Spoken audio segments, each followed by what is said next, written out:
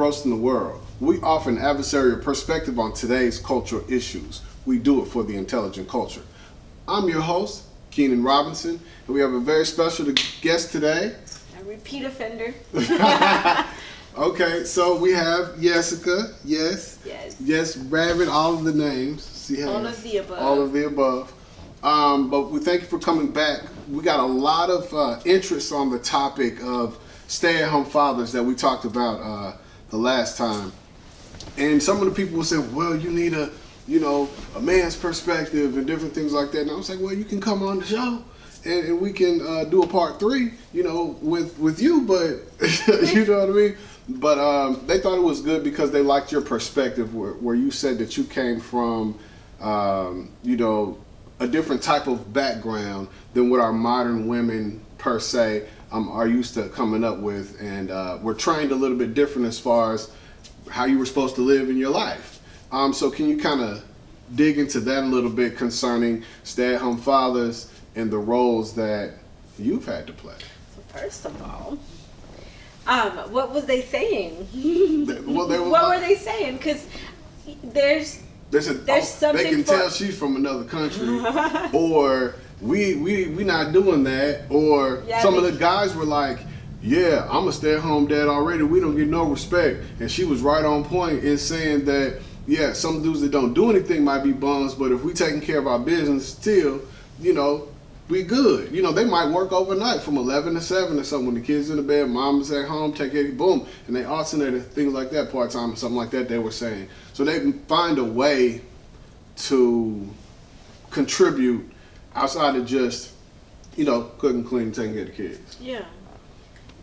But I think for me to be able to see it more of an open-minded side is because I've lived both sides. I was where you couldn't do nothing and you, God forbid, you wear whatever you want to wear, And that's a nice outfit. Thank you. Thank you. Appreciate it. But I now understand the freedoms, that we have. And I think, I could be wrong, guys, but I think a lot of times the other person doesn't appreciate what the other party does, right? So for example, in the generations that we can remember, the dude always goes out and works. He doesn't stay home, Right.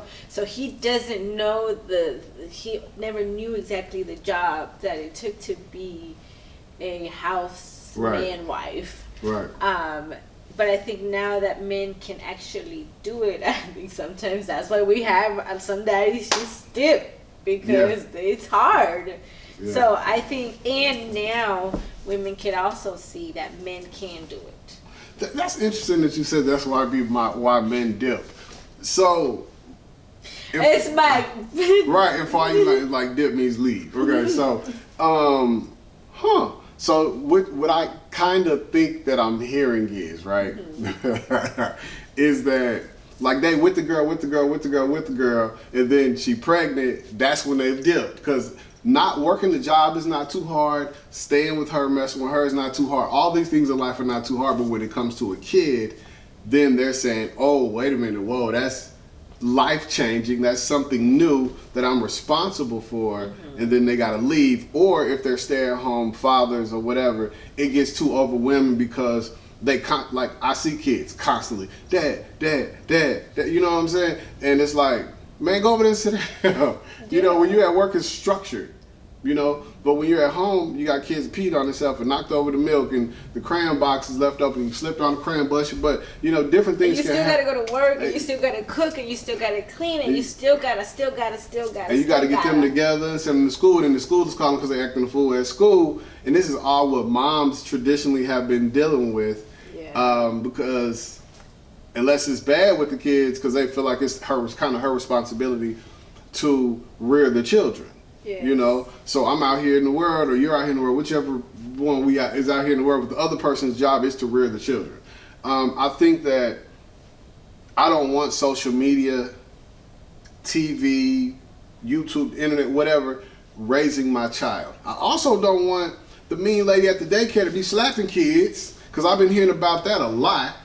And that made me think like, wow, you know, it would be good to be home with your kid. Somebody that you know cares about them. Yeah. I heard this other thing where somebody was taking care of a kid and the kid, you know, passed under their care. You know, a couple times, you know, I've heard stuff like that. And it's like, if mom or dad wasn't working so hard, they could have been there, what could have been different in that situation? I know God does what he wants to do, takes what we want to take. But, you know, if you was there because you care a little bit different than other people. Me as an adopted kid, I understand like how other people care about you, but it's not the same as supposedly if they have a paternal and maternal instinct, your parents are supposed to care. Now that's not all, but I do know what it feels like not to have that. And I see what it looks like from the outside looking in to have that. Not that it's all perfect, I'm not saying that at all, but it's just a different kind of thing. So, I mean, what do you think about that? Well, I think being a parent is definitely a given, but not everybody has that. You know, some people aren't meant to be parents, and it's okay. They still can do it right. I always say, like, parenting is you making the best with what you got and what you've been given at the time, because there's no instructions, there's no YouTube video, there's no manual. And sometimes it might be the dad at home because the mom make more money than you. Right. It's just what it is. Experiment with both. Yeah. One of y'all take 2 years and be the daddy, and one of them you take the 2 years and be the mom and to stay at home and see what works for you, and then you have a better understanding that okay, this is work either way. Like I did waitressing not too long ago, and I've always did office jobs. So I've never worked retail, and I did waitressing, and I had a different respect for waiters and waitresses and bartenders because I had never been that before. So I think when you step into somebody's shoes, then you can better or should better respect them, because now you know, like, yeah, this is not what I thought it was. And I've done this. Yeah. And, you know, I hear married couples say stuff all the time, like the ones that are divorced or the ones still married, like, don't do it, or it's the greatest, whatever. But it's like, reconsider. Right. I can't really say until you cross into that water and do it, because it's different for everybody. You know, I was thinking the other day, like, man, I've been so many different people in my life. You know, as far as being the young me, the teenage me, the college me, the in the streets me, the father me, the hurt me, the happy, you know, like it's a lot of different versions of the same. And it's kind of like you get to constantly reinvent yourself, especially as a travel person where I lived in multiple states because I bounced around a lot as a kid. Like you should, and you may not be cognitive enough to do this as a young child or as a young man or young lady before you're grown, but you should be able to reinvent yourself, and the things that you find are not working and not serving you, you can kind of cast them aside if you can and try to improve. So, you know, if you had a big old long eyebrow or something, for example, when you was in school, people talked about it, you went to a whole nother state, man, shave that mug off. You know what I'm saying? I don't know. That's cosmetic stuff, but I'm just saying. Or even there, still, you let it grow again, or you do it because that it only lasts so long, right? Right. That's true. And we are ever evolving. We even when we don't want to be. Exactly. And sometimes that evolution comes with acceptance to where they don't even want to shave the eyebrow off. Now this is my signature, and I'm dope because of it. Because people like confidence, then people can feed off of that. You being your authentic self, because the world needs your authentic self. It needs you to be who you're supposed to be for whatever that thing is that you're supposed to do. Everything, I think, is in the mindset too. Right. Because, like there, and I don't know if you've ever heard of the law of polarity, like everything has an opposite, right? Right. And there's only a beauty that's only because there is an ugly. Yeah. There's an up because there's a down. Exactly. And so I think it's whatever you want it to be, and even if it's something that's bad, you can always still find the best of it, right? Right. And so as you evolve and the different people that you are throughout, I think it's just an experience. I have a friend who says just enjoy the journey. Yeah. Enjoy the journey. No matter what that looks like. And you have like grandkids, right? I do. And 2 granddaughters. Yeah, so like that's a whole nother life. Like I'm a grandma doing grandma stuff versus Yes. I'm in the club versus I'm at school fighting people. I don't know if that's what you was really doing. You look like you probably fight. But Maybe. but you know, like those are different versions of yourself. And all of those things are still inside there, but it's just you can use it to your own advantage. Whatever it is that however you want to shape it now, because you're more in control, you can let that energy come out that way. And that's kind of why I started like doing music and writing and different things like that, because it was coming out bad and I had to figure out another way to channel, because everything that is inside, sometimes when it's hurt, when it's loneliness, abandonment, all those things come out as anger. And they show I'm angry, you know, because my life, whatever. And then once that happens, then people think that, you know, you're angry, they label you as that, but they didn't really get to the root issue. So that's something that that other people, you know, taking a lot of time to get together and gather, and ACEs score, and, you know, all of your childhood traumas and all that kind of stuff being dealt with. A lot. And that goes back to sometimes with men, them saying, I can't be a stay-at-home dad because I was taught that I'm supposed to go out here into the world and work, hunt, whatever it is that I'm supposed to do. Be a man, the woman's supposed to take care of the kids. That's her job. When I come home, the house better be clean or I'm going to have an attitude problem, and I better have some food on the table. Yeah. Right? But now, in the modern world of 2025 that we're in now, Basically. you know, the woman's going and doing that thing, and she come home, and is she taking on that? Yes. Most of the time, that same energy of, hey man, I'm coming home, them kids better be in the bed, you better be in that bed ready for me, that food better be on the stove, and them dishes better be washed. Why this house ain't clean? Why you playing Madden all day? Why, you know what I mean? Like, he get real serious, and what I'm trying to figure out is how to, because that energy flipped, why are both of the people in that position pretty much doing the same things?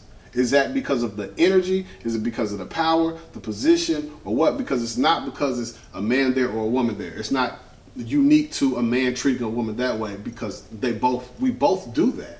I think it's what you value, right? Because if it's a person that you think you love or you say that you love, I mean, you live together. Right.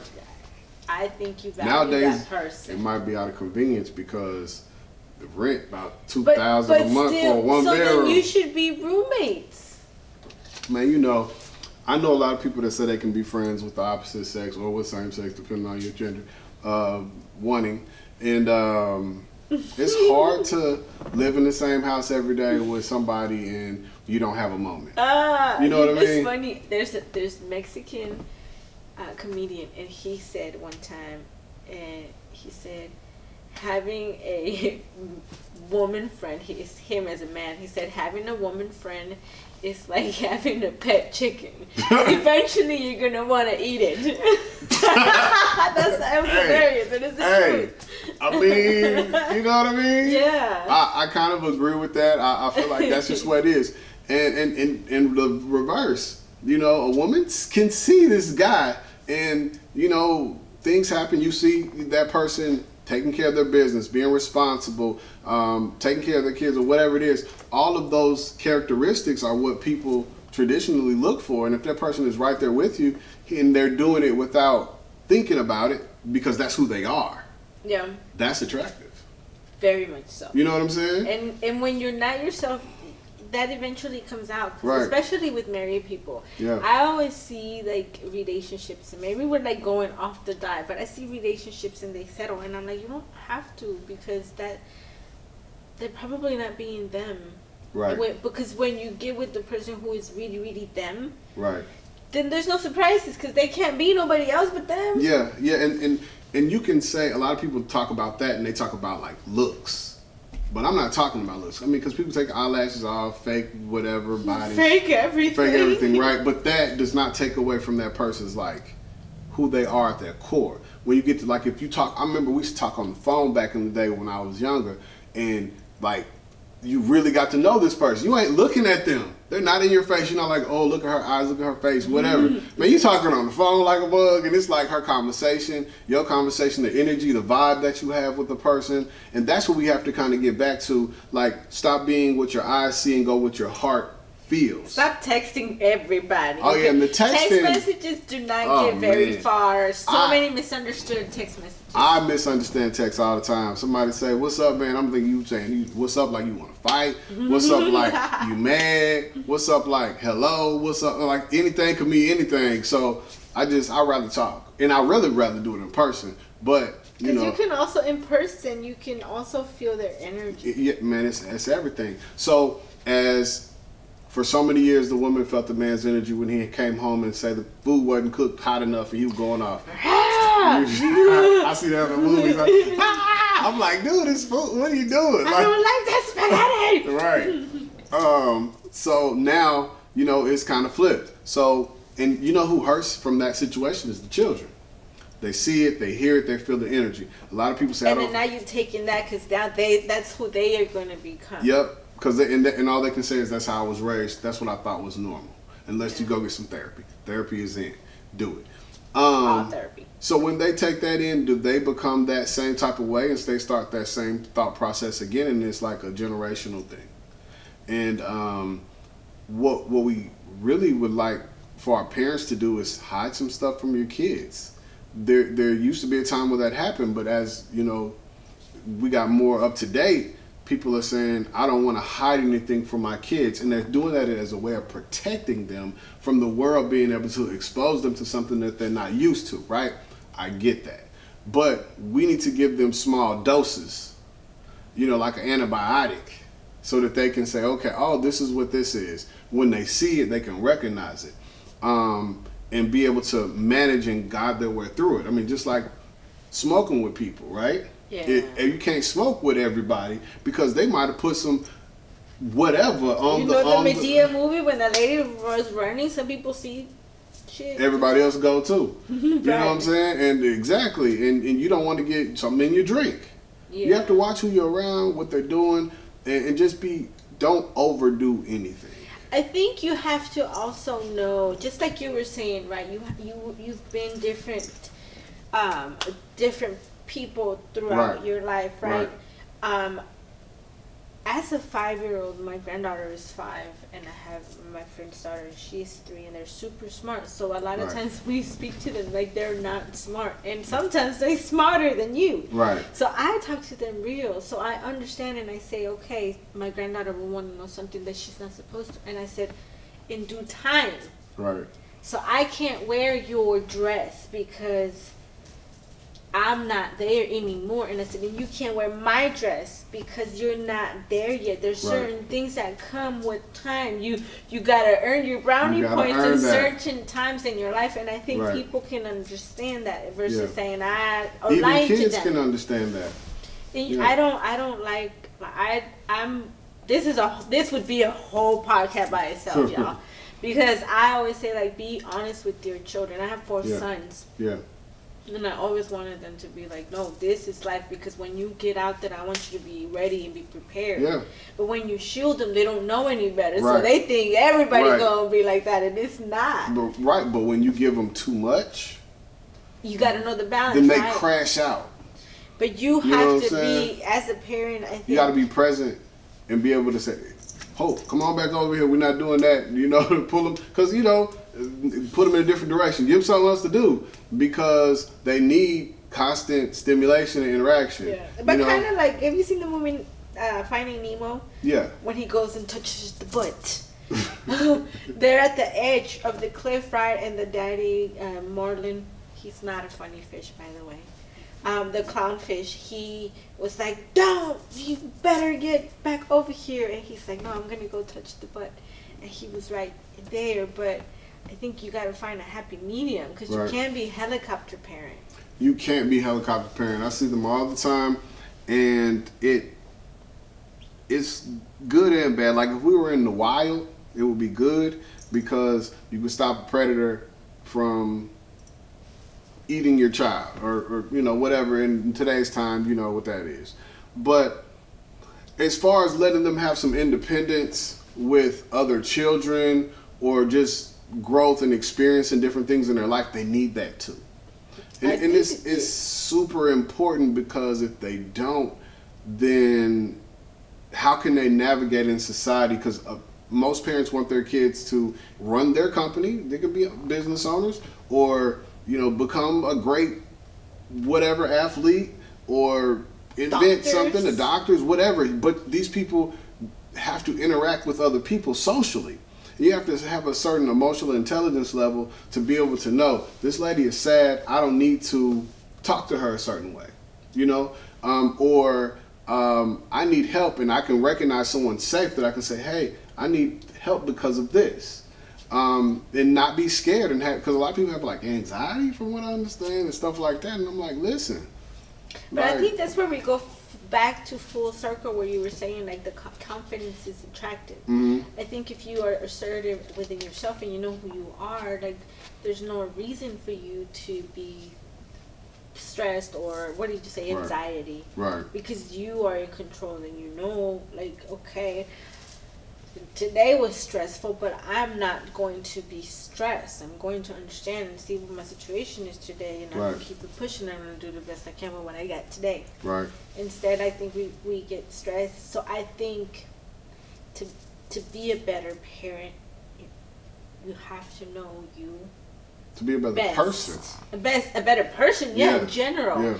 Then you're able to translate that to your children. If you give your children a confidence and the understanding that I have power, I can make shit happen. Right. I think you don't need to protect them as much, because they have understanding. And they're strong enough. They have but do you think that we give that same grace to our spouse? We don't. I don't know why, but when it comes to spouse, and you tell me y'all tell me if I'm wrong.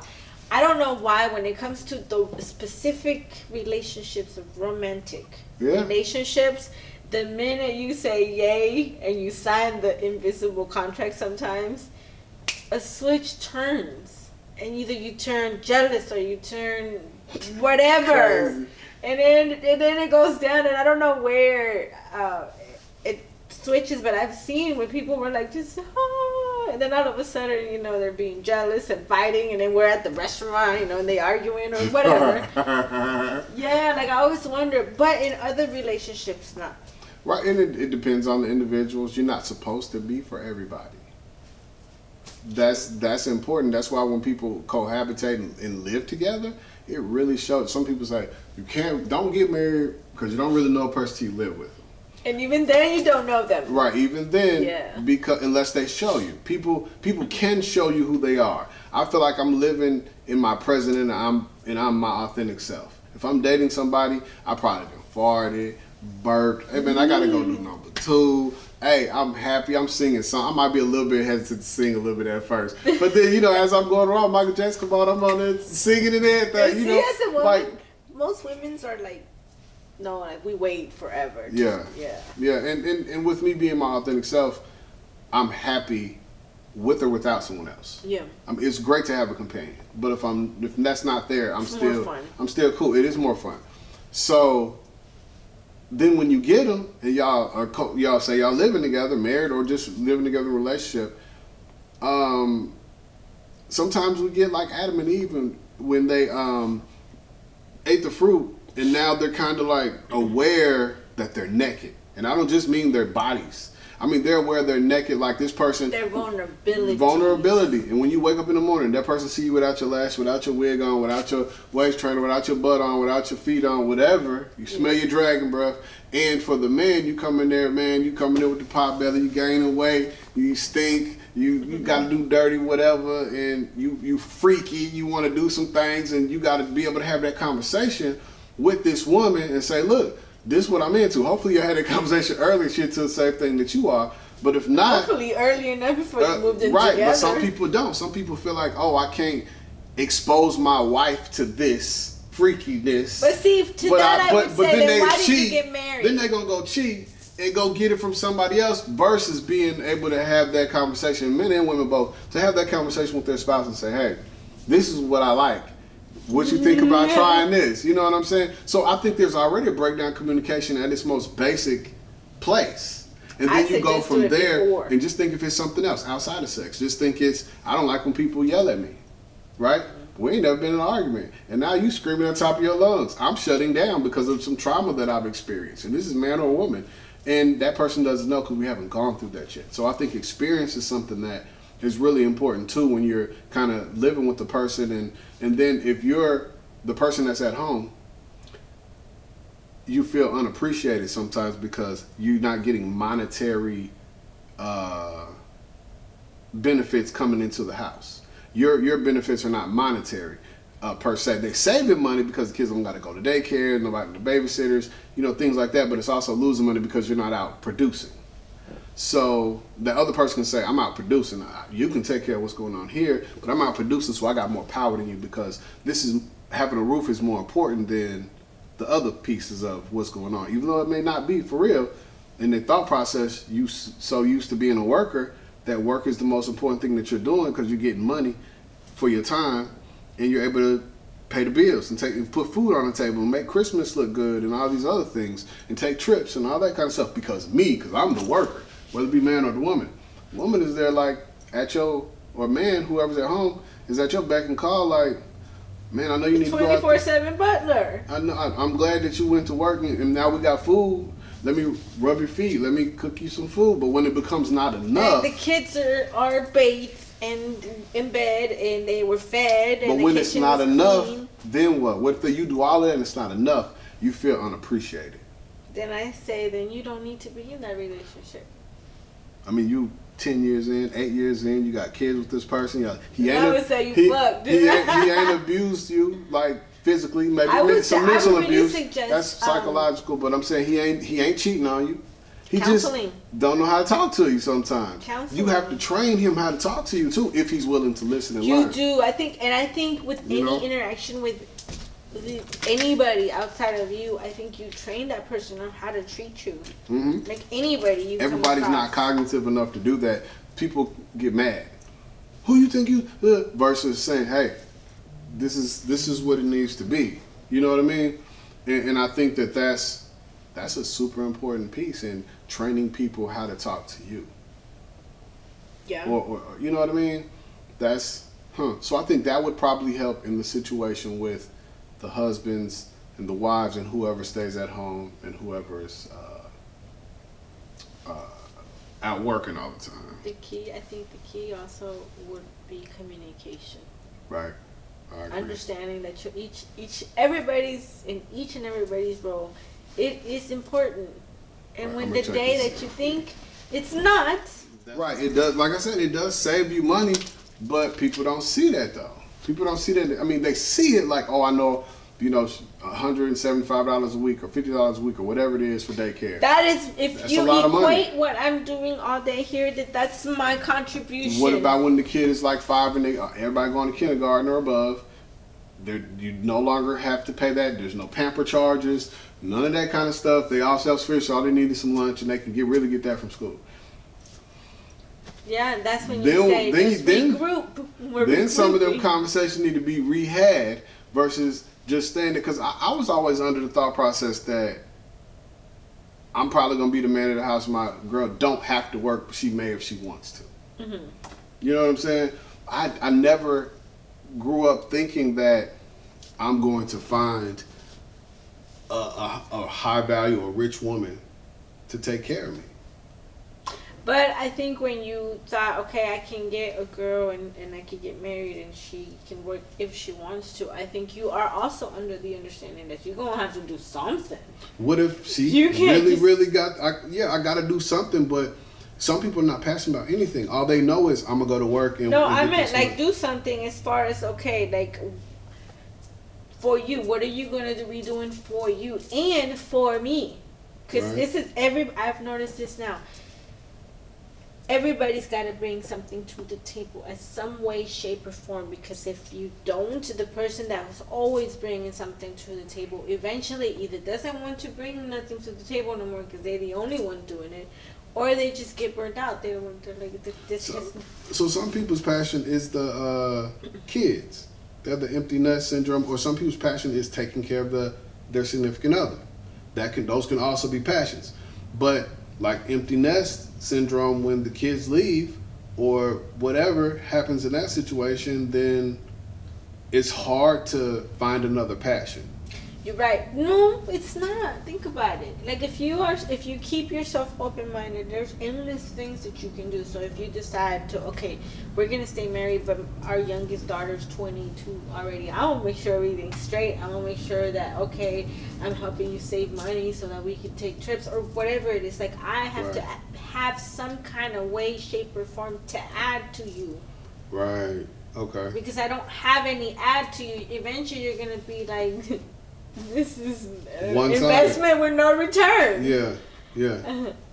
So it means that. But what if a person does not see or value what you actually add to them, and it's a person you can't get rid of? It's not like a boyfriend or something you like that. You can get rid of all of them, even your children. They turn 18. That's true. Your parents eventually they. Well, maybe it's a trauma of mine, but I have found myself when people.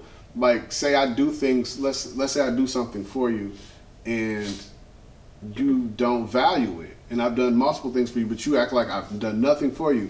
And then when I ask you to do something for me, you do it and you remember those things, and now you always say how much you do for me, but never what I've done for you. And then when I say, this is what I do, this, and this, you don't see the value in that. See, that's when you have to like look at your friend or whoever that is and be like, okay, so then what value do you see in me? Right. What do I bring to you? Value? Am I on the clearance rack in your store? Right. Like, what? Why am I on the clearance rack? Like, this should be like just so if I want to be with you, whoever he is, right, wherever you are. Whoever he is, I'm gonna be like, I want to make sure he knows that he's valuable and that he needs a massage and he needs a chef and and not because I'm trying to gain something, it's because that's reciprocal. Right.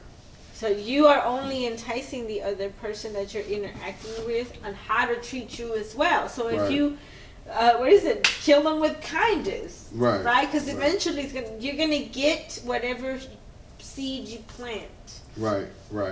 And a person can't help it; it's just gonna happen. It's gonna happen. Yeah. Because you can't be nothing else for yourself. Right. If you train yourself, your character to be that, and I think that part of like our culture, it's not all bad. I think, even though it was forced, that part I think like is a really good part. Like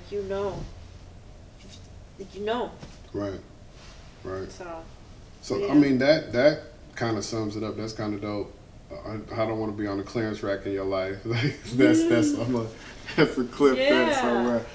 You gotta learn to draw toward the people who you know that you can pour into, right, and that are pouring into you. And then I've noticed that I've had to delegate the ones that are not pouring back into me. Mm-hmm. I've had to delegate, kind of like a budget, right? Like, okay, I can only give this much because I'm not going to expect anything back. So whatever I give them, I'll make sure I'm just giving them freely. But I have to make sure, like, it's got to be, like... not overly... how much I can give at the time. Yeah, because you know you're not getting anything back. It's not payday every day, you know? I think it's the same way it's emotionally and spiritually. It's not payday every day. So... so, yeah. That's awesome. We have a local business to support. We're going to pivot to... Yes, so I owe you a tasting. I was going to bring him a tasting, but I can't open this bottle. But this is locally owned, TSU grad, also part of a association called the Tennessee Wine and Spirits Association. So there's support local business. We are very, very much about supporting local business. So go to your local liquor store and try to find it. We'll tell them what it is. Oh, and I didn't even say not the name. You know, this nameless bottle. It's Guidance Whiskey. Guidance Whiskey on all social media platforms. And we have a lot of stuff going on. That's fun and events and stuff. So if you go to the website, you can see it all there. Absolutely. So on the next time, you'll get a taste. Absolutely. And the next time, I got cookies for you. What kind of cookies? Venecava cookies. Michaela has the bomb cookies. So Okay. we're gonna do some tastings. Some tasting. That's gonna be we moving on up and roasting the world. You better hop on the Yay! train. What I was gonna say. Okay, so we have roasted and toasted. In this particular subject matter, we were kind of all over the place. We bounced everywhere. But it was kind of dope. So today's topics, just kind of rapid fire. What do you feel like we need to keep? What do we need to toss in the fire and roast? What do we need to toast? And why? Wow. I think it's always good to keep the topics fresh Right. because going back to the beginning, we're ever evolving. So Yeah. I think we can toast to all of them. Right. Yeah, and we were ever evolving in our conversation. Man, yeah, some good stuff. Some good stuff. Yes. So, shout out Guidance Whiskey. Look, till next time, stay ready so you don't got to get ready. And please stay tuned for another exciting episode of Roasting the World. Peace. Special guest in the building.